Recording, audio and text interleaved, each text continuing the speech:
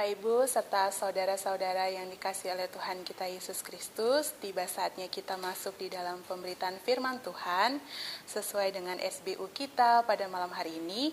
Pembacaan terambil dari Amsal 23, ayatnya yang ke-24 sampai yang ke-26. Untuk itu mari kita persiapkan bacaan kita, Amsal 23 ayat 24 sampai 26. Jika kita sudah menemukannya, biarkanlah Alkitab kita tetap terbuka dan kita masuk dalam doa mohon bimbingan Roh Kudus. Mari kita berdoa. Allah Bapa kami yang bertahta dalam kerajaan surga, kami mengucap syukur ya Allah untuk setiap kebaikan yang Tuhan berikan di dalam kehidupan kami.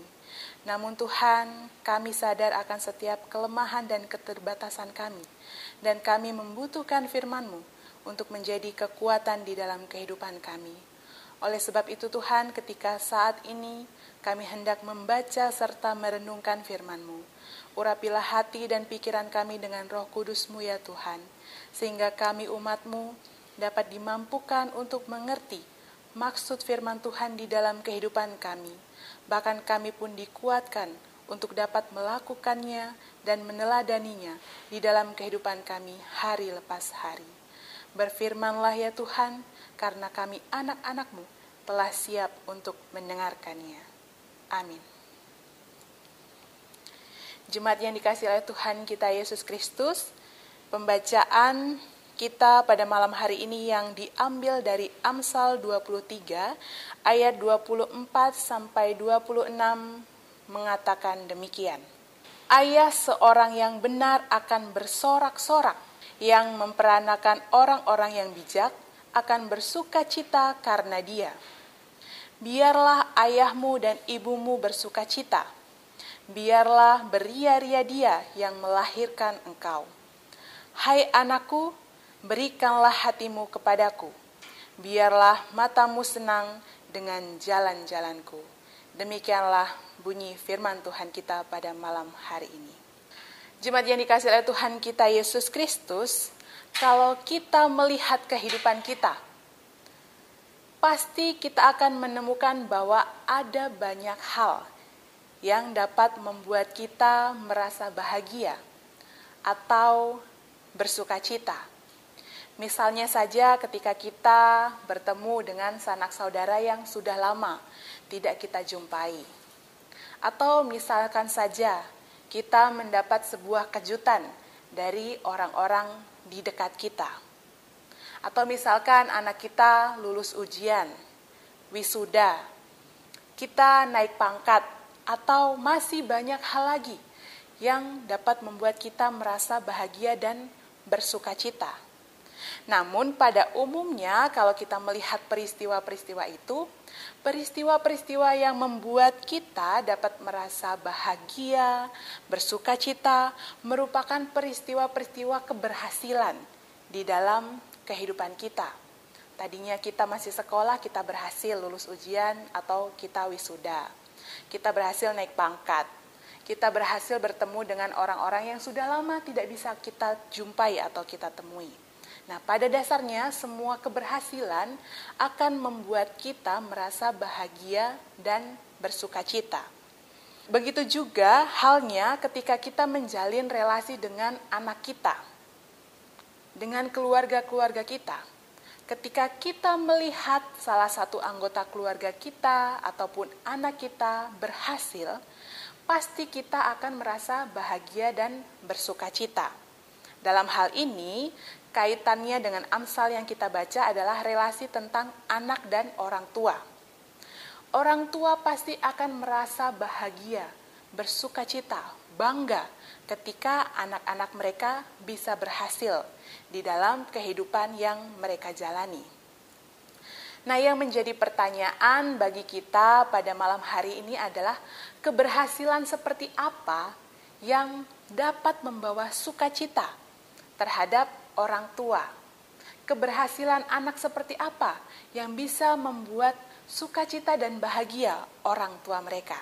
Untuk itu, mari kita simak bacaan firman Tuhan kita pada malam hari ini. Nah, Bapak Ibu serta saudara-saudara yang dikasihi oleh Tuhan kita Yesus Kristus, ternyata keberhasilan yang dimaksud oleh penulis Amsal, yang pertama adalah mereka yang berhasil menjadi orang-orang benar. Mereka anak-anak yang bisa bertumbuh menjadi orang-orang benar. Itulah keberhasilan pertama yang dikatakan oleh penulis Amsal pada malam hari ini. Apa sih yang dimaksud dengan mereka yang hidup dengan benar?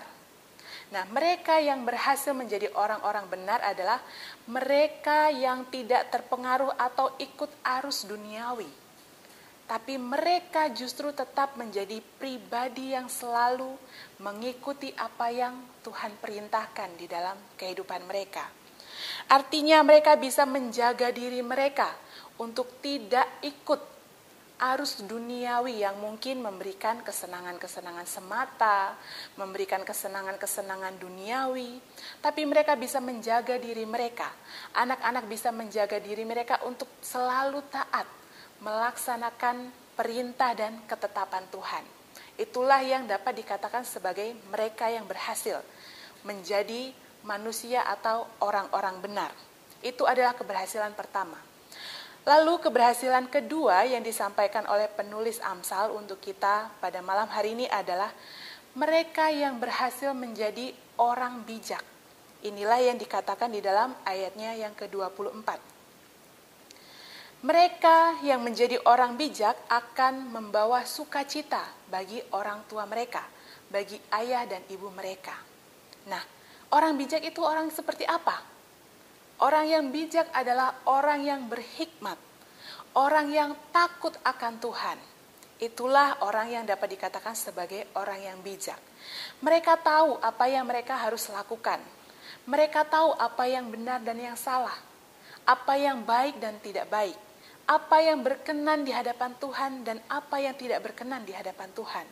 Nah, mereka ini adalah orang-orang yang selalu takut akan Tuhan. Nah, jemaat yang dikasihi oleh Tuhan kita Yesus Kristus, ternyata keberhasilan yang dimaksud oleh penulis Amsal pada malam hari ini bukan hanya sekadar keberhasilan duniawi, naik pangkat, lulus wisuda, atau kita mendapatkan berbagai hal keberhasilan lainnya secara duniawi. Tidak seperti itu. Keberhasilan yang dapat membawa kebahagiaan dan sukacita yang benar-benar adalah keberhasilan secara spiritual. Keberhasilan bagaimana kita membangun relasi kita dengan Tuhan. Dan di sini dikatakan keberhasilan yang dimaksud adalah keberhasilan bagi mereka yang bisa menjadi orang yang benar dan orang yang bijak. Nah, kunci untuk dapat menjadi orang yang benar dan orang yang bijak adalah ketika kita bisa menjalin relasi yang baik dengan Tuhan. Dengan demikian, kita pada akhirnya juga akan mampu membentuk relasi yang baik dengan sesama kita. Dan itu hanya bisa kita lakukan ketika kita benar-benar rajin membaca dan merenungkan firman Tuhan. Kita senantiasa berdoa, meminta Roh Kudus membimbing kehidupan kita. Sehingga pada akhirnya relasi kita dengan Tuhan pun akan terbentuk dengan sendirinya. Relasi yang baik, hubungan yang baik antara kita dengan Tuhan pada akhirnya akan membangun spiritualitas yang baik di dalam kehidupan kita. Dan itu yang pada akhirnya akan membuat kita bisa menjadi orang yang bertumbuh menjadi pribadi yang benar dan bijaksana. Bapak Ibu yang dikasihi oleh Tuhan kita Yesus Kristus serta saudara-saudari, ternyata hal ini juga dipengaruhi dari bagaimana kita berelasi dengan keluarga kita. Artinya, ketika kita mengharapkan anak-anak kita bertumbuh menjadi anak-anak yang benar dan bijaksana, sehingga kita bisa bersukacita, itu juga dipengaruhi dari cara kita sebagai orang tua mendidik dan mengajar mereka. Ini bisa menjadi refleksi bagi kita para orang tua. Dan ini bisa menjadi sebuah pertanyaan yang kita tujukan kepada diri kita masing-masing sebagai orang tua. Bagaimana kita selama ini mendidik dan mengajari anak-anak kita untuk memiliki hubungan yang dekat dengan Tuhan. Misalnya di tengah keluarga. Keluarga adalah unit terkecil.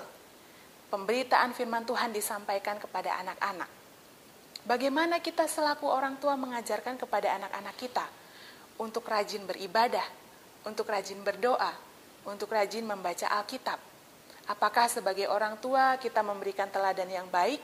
Kita senantiasa mengajak anak-anak kita untuk ayo kita berdoa di pagi hari, misalnya bangun tidur, bersyukur atas kesehatan dan hari baru yang Tuhan berikan. Ayo kita membaca SBU, membaca firman Tuhan sebagai penguatan kita untuk menjalani hari kita sepanjang hari ini. Itu menjadi refleksi kita, bagaimana kita orang tua mendidik anak kita untuk menjadi pribadi yang bisa menjalin hubungan yang dekat dengan Tuhan. Itu dapat kita lakukan di tengah keluarga kita. Lalu di gereja, bagaimana kita orang tua mengajarkan kepada anak-anak kita untuk ayo kita rajin ke gereja, kita rajin beribadah. Salah satunya, mungkin anak-anak kita belum bisa datang ke gereja sendiri, tapi kita sebagai orang tua harus rajin mengantarkan anak-anak kita untuk mengikuti IMPA di setiap hari Minggu. Ketika kita sebagai orang tua sudah mampu mengajarkan dan mendidik anak kita, mulai dari keluarga, bahkan kita berlanjut ke gereja, mengajarkan mereka untuk selalu setia membaca firman Tuhan, berdoa dan beribadah, maka pada akhirnya pasti kita dapat membuat anak kita memiliki hubungan yang dekat dengan Tuhan. Dan itu bisa membentuk anak kita untuk bisa menjadi anak-anak yang bertumbuh, menjadi anak-anak yang benar dan bijaksana. Dan pada akhirnya kita juga yang menerima, kita juga yang menuai hasilnya, bahwa anak-anak kita bertumbuh menjadi anak yang benar dan bijaksana. Sehingga kita bisa menjadi orang tua yang bergembira dan bersuka cita, seperti apa yang dikatakan oleh penulis Amsal pada malam hari ini. Itu jika kita lihat dari sisi orang tua, bahwa keberhasilan anak-anak menjadi orang yang benar dan bijaksana itu juga dipengaruhi oleh bagaimana orang tua mendidik dan mengajari anaknya. Tapi sebagai anak-anak kita juga harus melihat bahwa ada pesan yang ditunjukkan oleh penulis Amsal, yaitu dalam ayatnya yang ke-26. Hai anakku, berikanlah hatimu kepadaku, biarlah matamu senang dengan jalan-jalanku. Ini adalah pesan yang ditujukan untuk anak-anak, bahwa sebagai anak-anak kita juga harus menjadi anak-anak yang taat kepada orang tua. Kita mendengarkan didikan dan pengajaran yang disampaikan oleh orang tua kita. Kita menjadi anak yang dengar-dengaran. Nah, inilah yang disampaikan oleh penulis Amsal.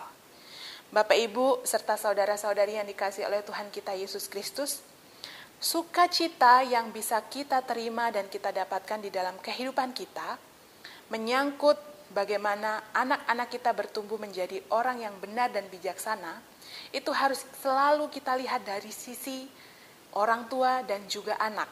Sebagai orang tua kita harus bertanggung jawab mendidik dan mengajarkan anak kita, dan sebagai anak-anak kita juga harus selalu dengar-dengaran, memperhatikan didikan dan juga pengajaran yang orang tua kita lakukan.